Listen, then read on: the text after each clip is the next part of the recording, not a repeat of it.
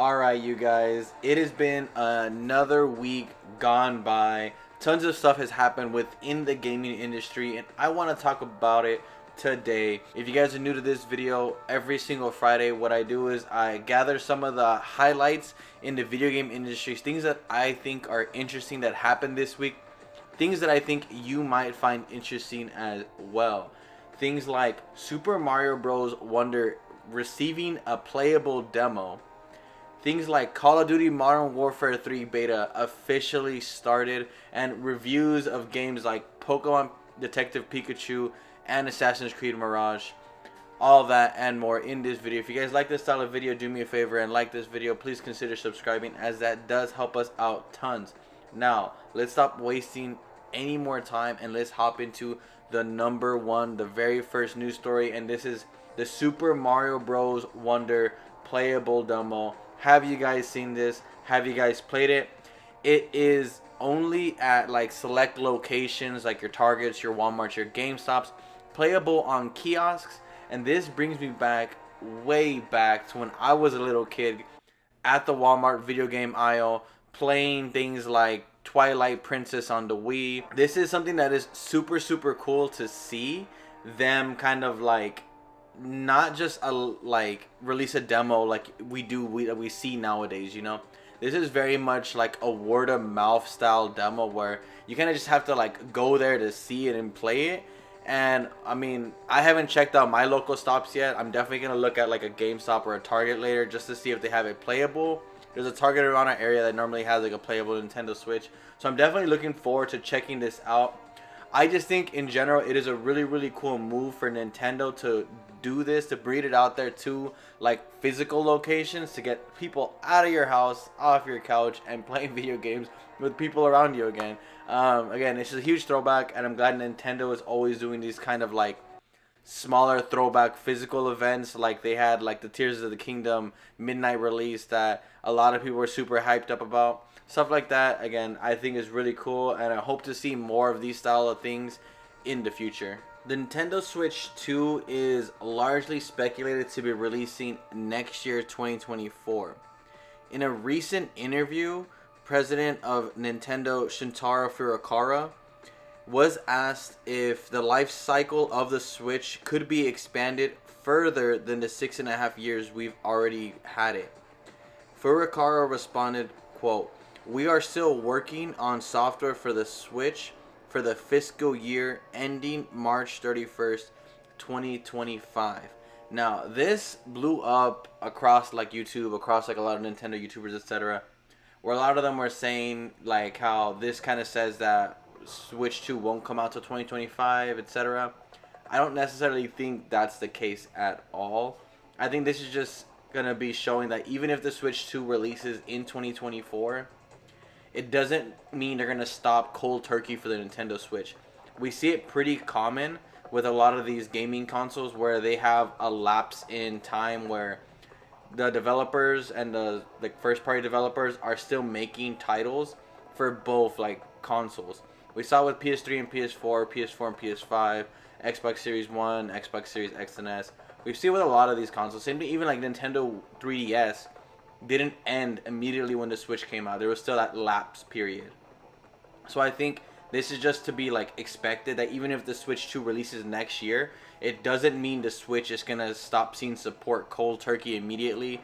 Again, this isn't like a validation that 2024 is the official date, but it also isn't validation that it's gonna not be releasing in 2024. You get what I'm saying? I just think this is a separate conversation showing that Switch, no matter what, is gonna have support all the way up to at the very least March 2025. This week saw the release of Detective Pikachu Returns. This is a sequel to the 3DS game Detective Pikachu. It also had a movie. It kind of blew up. A lot of people throughout the Switch's life were expecting this to release. And I remember when we saw the trailers back at the other Nintendo Direct, it definitely looked like it wasn't worth the wait. I never played the original one, so I don't know how comparable this is to that one. I will say, from the trailer, it was pretty evident that this game was not going to be a good game.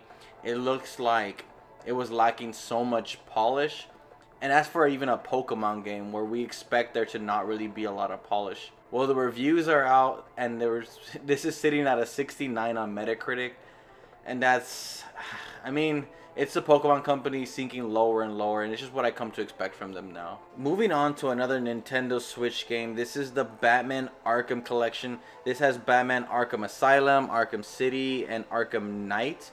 And it was set to release this month of October, but then it actually got delayed to December this year, which I don't think really surprises a lot of people, because I think a lot of people are very curious how Arkham Knight is going to run on the Nintendo Switch, as it is more of a graphically intense game.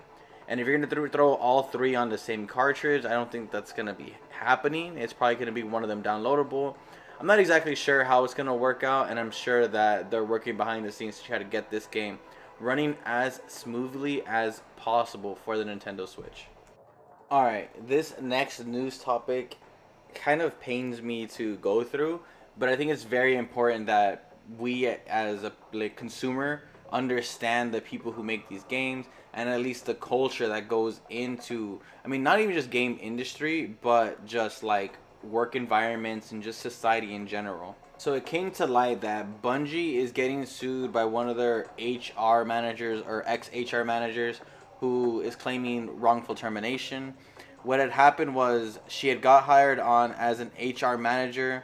She was appointed with one of the tasks of like pretty much going into a specific situation with one of their employees.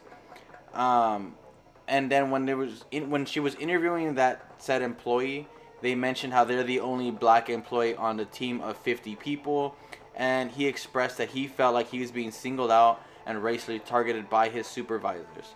When the HR manager spoke out to the supervisors and recommended that they kind of seek some diversity training and kind of understand the situation that is in front of them, they all kind of laughed it off and went a little bit on the defensive, claiming that they're all highly regarded in their industry. As the allegations keep going forward, they pretty much mention how there was a lot of back and forth with how to handle this specific situation. And some of the supervisors that were being accused of, not really treating their employee as, a valued member, etc., eventually went on to tell the HR manager that they're formally accepting her, letter of resignation. As the HR manager went on to continue to say that she never put in her resignation and she would like to continue working there, they began to get more hostile and eventually, essentially kept forcing her to resign, even though she made it very clear that she had no intentions to resign. And that brings us to, today, where yes, she was terminated. And man, it sucks that, this has to happen in an industry that a lot of us look for fun, a lot of us look to for enjoyment, and to know that some people behind the scenes can be so hard-headed. And this is very, very common in all industries, not just the video game industry. So, I mean, I don't understand why it's so hard to just take the classes. Maybe understand that your intention wasn't to separate people or make people feel isolated, but maybe, they just didn't vibe in the same way. And maybe as a leader, it's our jobs to make sure that we're creating environments that everyone can not just thrive in, but feel comfortable in. Alright, so awkwardly moving on to the next new subject. The Last of Us Part 2 is getting a remastered for PS5. This has been a long listing rumor where a lot of people have been stating how they're pretty aware of this. It makes sense when you see how The Last of Us has this release, then remaster, then remake for the PS5. Now Last of Us Part 2 released back on PlayStation 4 and has yet to be remastered. So it makes sense that that'd be the next step, especially with the Season 2 of Last of Us coming to HBO sometime soon. It would make sense for them to release a remastered version at least around the time that the Season 2 of the show starts off. Well, there is a lot more evidence that is making it more obvious that this is happening. On LinkedIn, some people have noticed that a job description from one of Naughty Dog's developers has updated to mention how they've been working on The Last of Us Part 1 Remastered, as well as The Last of Us Part 2 Remastered. So they were responsible for overseeing the production of all outsourced environment, art, assets, weapons, and interactive pops for two iconic titles, The Last of Us Part 1 and The Last of Us Part 2 Remastered. So this has been, again, it's been pretty obvious that this is what Sony's like plan is for not just the PS5, but just a lot of their titles. They kind of like just make the PS5 versions, remaster them, and they've had a lot of success doing this. The Last of Us Part 1 like remake for the PS5 sold incredibly well for a game that a lot of people did not ask for.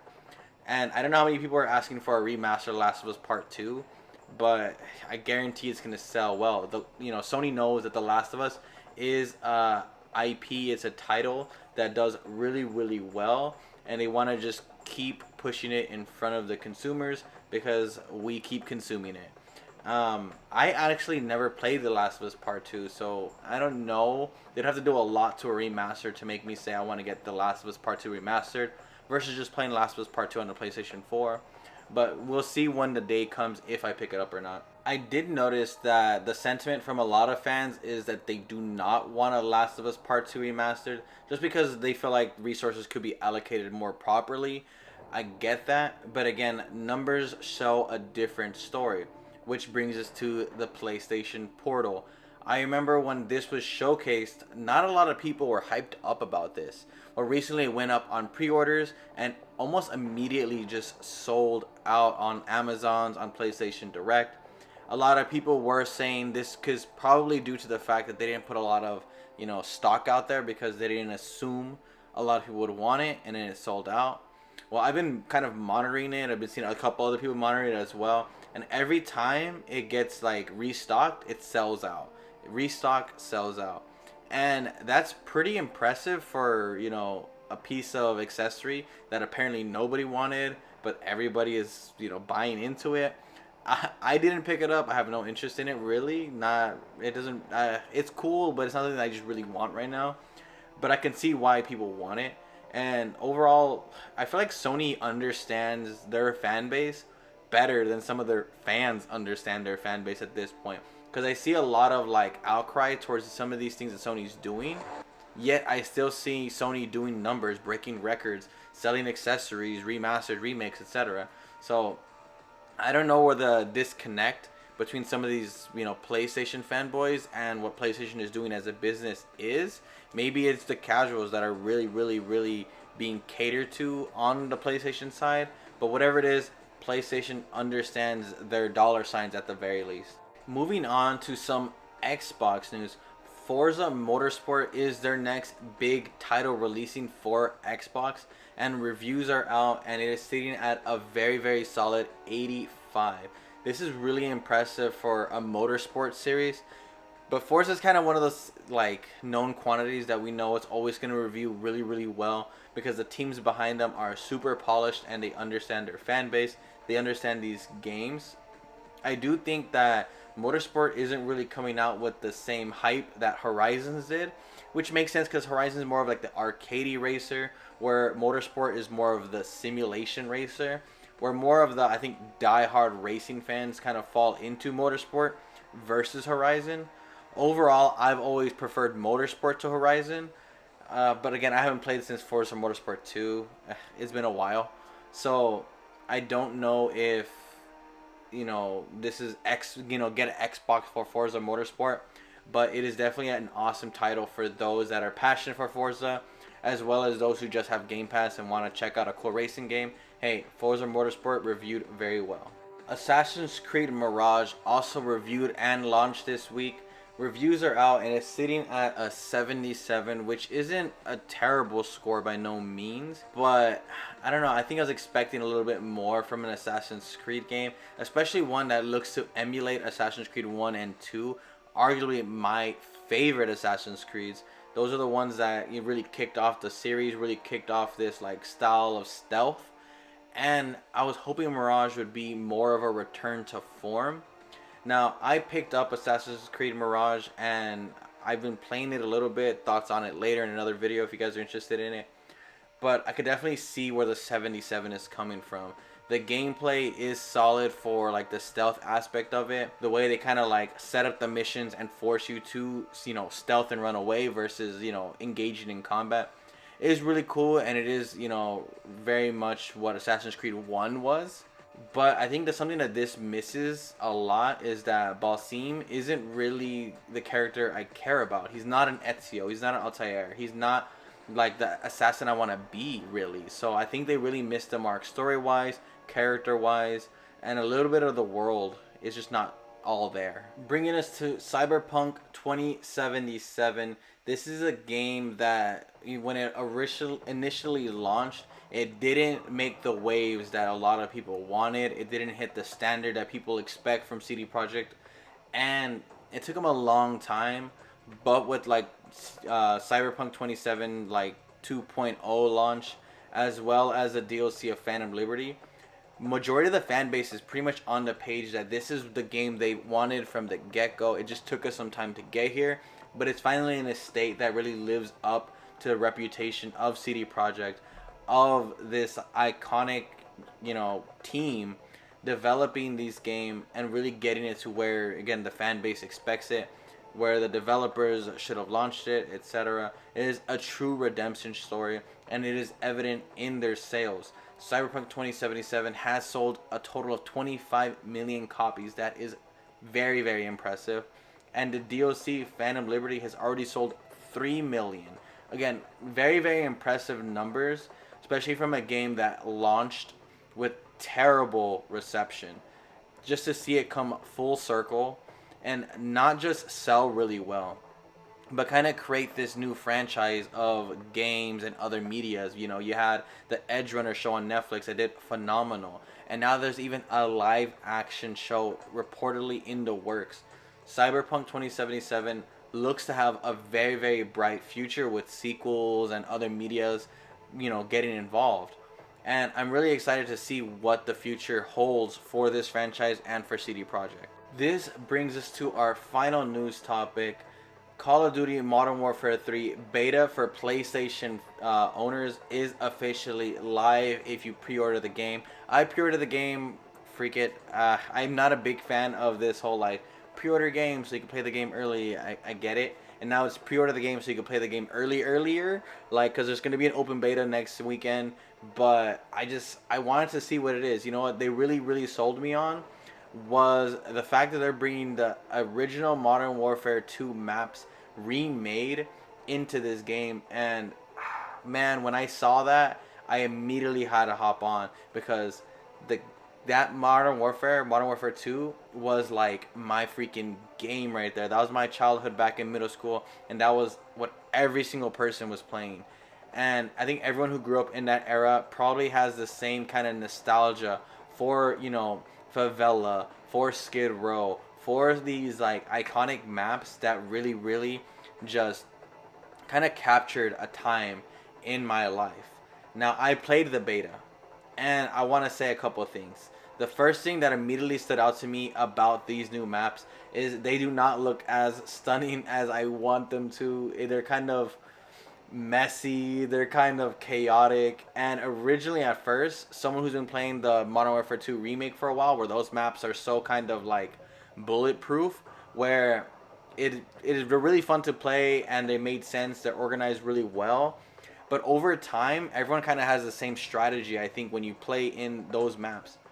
Playing these classic maps remade for Modern Warfare 3 felt chaotic in a really, really fun way, where I felt like every left turn things were just happening at a very unorganized rate that just reminds me of classic unbalanced Call of Duty, and I kind of missed that. Now, they obviously balanced it way more. The game moves, I feel like, a little slower than the OG Call of Duty's Modern Warfare 2 maps were.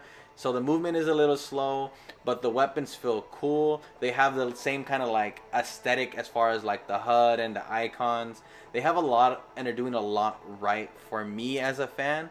And I'm very excited to see what they do with Modern Warfare 3, and hopefully what they can kind of take from these maps. Something that I feel like these newer maps are kind of missing is this soul, this kind of like rugged, unorganized, like kind of chaotic way that they used to develop their maps, where it was kind of just more for fun than it was for like making sense.